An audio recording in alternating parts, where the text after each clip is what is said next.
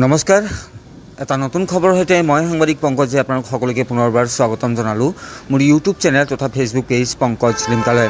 আপোনালোকে যি দৃশ্যাংশ এই মুহূৰ্তত স্ক্ৰীণত প্ৰত্যক্ষ কৰি আছে, এয়া হৈছে গোৱালপাৰা জিলাৰ ৰংজুলিস্থিত দুধনৈ সংহত শিশু উন্নয়ন প্ৰকল্পৰ কাৰ্যালয়ৰ প্ৰাংগণৰ। আৰু এই দৃশ্যাংশ ৩ অক্টোবৰৰ। সংহতি শিশু উন্নয়ন প্ৰকল্পৰ গৰ্ভৱতী মহিলাৰ সমান্তৰালকৈ শিশুসকলৰ বৌদ্ধিক বিকাশৰ সমান্তৰালকৈ পুষ্টিহীনতা আঁতৰ কৰাৰ বাবে কি ধৰণৰ এক বিশেষ গুৰুত্বপূৰ্ণ ভূমিকা পালন কৰি আহিছে সেই কথা সৰ্বজনবিদিত। আৰু এই সংহতি শিশু উন্নয়ন প্ৰকল্পই জন্ম লাভ কৰা ৫০টা বছৰ অতিক্ৰম কৰিলে, যাৰ পৰিপ্ৰেক্ষিতত সমগ্ৰ দেশজুৰি পালন কৰি থকা হৈছে সংহত শিশু উন্নয়ন প্ৰকল্পৰ ৫০ বছৰীয়া জন্মজয়ন্তী। সমগ্ৰ দেশৰ লগতে গোৱালপাৰা জিলাৰ ৰংজুলিস্থিত দুধনৈ সংহত শিশু উন্নয়ন প্ৰকল্পৰ কাৰ্যালয়ৰ প্ৰাংগণতো এইসকল অংগনবাড়ী সহায়িকা কৰ্মী সহায়িকাই এনেদৰে এই যি কাৰ্যসূচী সেই কাৰ্যসূচী ৰূপায়ণ কৰা পৰিলক্ষিত হৈছে আৰু তেওঁলোকে কেক কাটি এই কাৰ্যসূচী ৰূপায়ণ কৰে। সংহত শিশু উন্নয়ন প্ৰকল্পৰ সোণালী জয়ন্তীৰ বৰ্ষৰ লগত সংগতি ৰাখি ৰাতিপুৱাৰ ভাগতে দুধনৈৰ সংহত শিশু উন্নয়ন প্ৰকল্পৰ অধীনস্থ অসম ৰাজ্যিক অংগনবাড়ী কৰ্মী সহায়িকা সন্থাৰ দুধনৈ প্ৰকল্পৰ সভানেত্ৰী পদ্মাৱতী হাজোৱাৰীয়ে এই কাৰ্যসূচীত উপস্থিত থাকে।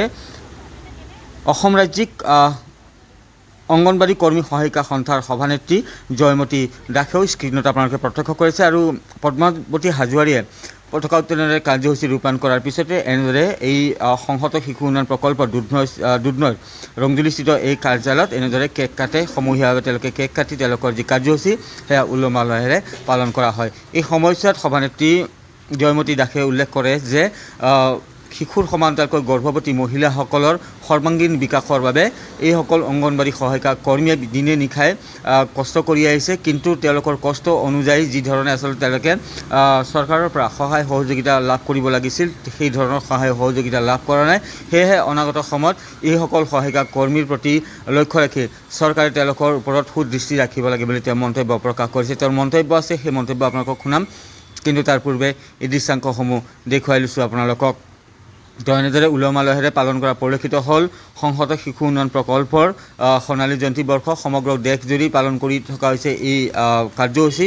আৰু ইয়াৰ লগতে গোৱালপাৰা জিলাৰ ৰংজুলিস্থিত যি দুধনৈ সংহত শিশু উন্নয়ন প্ৰকল্প আছে তাৰ কৰ্মীসকলে পালন কৰে। ICDSৰ সোণালী জয়ন্তী বৰ্ষ, এই সোণালী জয়ন্তী বৰ্ষ সমগ্ৰ ভাৰতত আজি এই মাহজোৰা দিনজোৰা অৱস্থাত চলি আছে।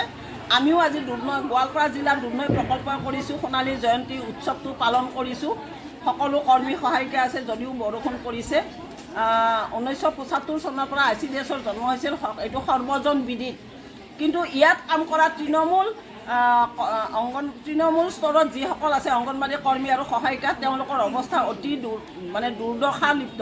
গতিকে এই দুৰ্দশাৰ পৰা মুক্তি কৰিবলৈ মই আজি এই সোণালী জয়ন্তী মঞ্চৰ পৰাই মাননীয় হিমন্ত বিশ্ব শৰ্মা ছাৰক অনুৰোধ জনাইছোঁ, কিয়নো আজিৰ দিনত শিশু আৰু মাতৃৰ যিটো প্ৰগ্ৰেছ হৈছে সেই তাহানি দিনৰ লগত কল্পনা কৰিব নোৱাৰি।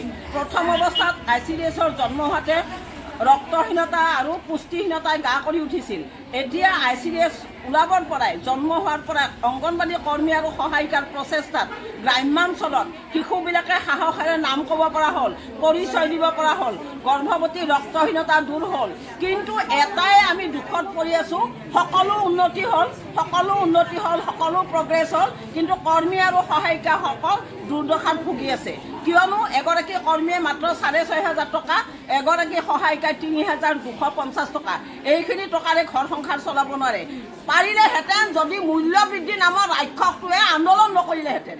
গতিকে চৰকাৰক অনুৰোধ জনাইছোঁ, মূল্য বৃদ্ধি ৰোধ কৰক আৰু অংগনবাড়ী কৰ্মী আৰু সহায়িকাৰ যি মাননি ডিম কৰি আছে CM ছাৰে, অতি সোনকালে দিয়ক যাতে ICDS সদায় জীৱন্ত হৈ থাকে। ধন্যবাদ। আৰু সেই কাৰ্যসূচী ৰূপায়ণ কৰাৰ পিছৰ দৃশ্যাংশ আচলতে এয়া মোৰ বহুতে, মই যিহেতু এই ভিডিঅ'টো হোৱাটছএপৰ ষ্টেটাছতে হওক বা মোৰ পেজতে পংকজ লিমকাতে দিছিলোঁ, বহুতে মোৰ বাৰ্থডে বুলি ভাবিছিল, আচলতে মোৰ বাৰ্থডে নাছিল। সেয়া তেওঁলোকৰ সংহত শিশু উন্নয়ন প্ৰকল্পৰ সোণালী জয়ন্তীৰ লগত সংগতি ৰাখি যি কেক কাটিছিল সেই কেক এনেদৰে আমি আদান প্ৰদান কৰিছিলোঁ। খুব ৰং ধেমালি হ'ল, খুব হাঁহি ফূৰ্তিৰে আমি এনেদৰে উদযাপন কৰিলোঁ। মই আচলতে নিউজ সংগ্ৰহ কৰিবলৈ গৈছিলোঁ, তেওঁলোকে মোক নিউজ সংগ্ৰহ কৰিবলৈ মাতিছিলে আৰু তাৰপিছত তেওঁলোকৰ এই ধৰণৰ মৰম উপচাই দিলে মোক। খুব ভাল লাগিল, খুব ৰং ধেমালি কৰা হ'ল, খুব ফূৰ্তি তামচাও কৰা হ'ল। তো এনেধৰণে সকলোৰে মংগল কামনা কৰিলোঁ আৰু ইয়াৰ লগে লগে সকলোৱে যাতে হাঁহি ফূৰ্তিৰে জীৱনটো অতিবাহিত কৰিব পাৰে তাৰ কামনা কৰিছোঁ। শেষত আপোনালোক সকলোকে শাৰদীয় দুৰ্গা উৎসৱৰ আন্তৰিক শুভেচ্ছা জ্ঞাপন কৰি আপোনালোকেও সুখ শান্তিৰে থাকক।